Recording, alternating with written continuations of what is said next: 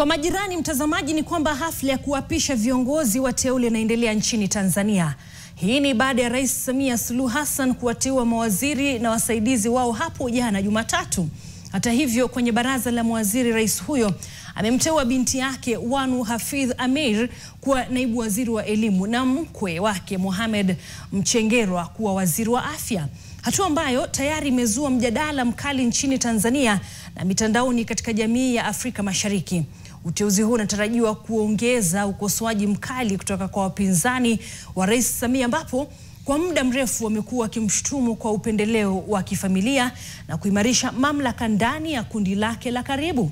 Kwenye mabadiliko hayo ya baraza la mawaziri, Ridhiwani Kikwete, mwana wa rais wa zamani Jakaya Kikwete, aliteuliwa kuwa waziri wa utawala bora, hatua inayoongeza idadi ya watu wenye uhusiano wa kifamilia na kisiasa wanaopewa nafasi za juu katika serikali ya CCM ya Samia Suluhu.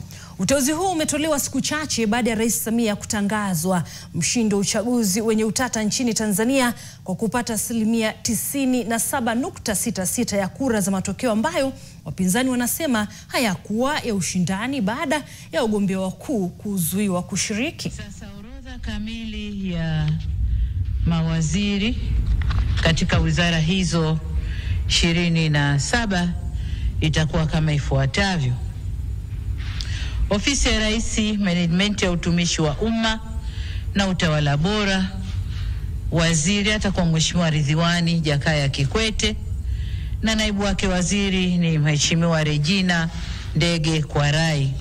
Mimi Wanu Hafidh Ameir naapa kwamba nitakuwa mwaminifu kwa Jamhuri ya Muungano wa Tanzania na kuitumikia kwa moyo wangu wote, na kwamba nitaihifadhi, nitailinda na kuitetea Katiba ya Jamhuri ya Muungano wa Tanzania kwa mujibu wa sheria iliyowekwa.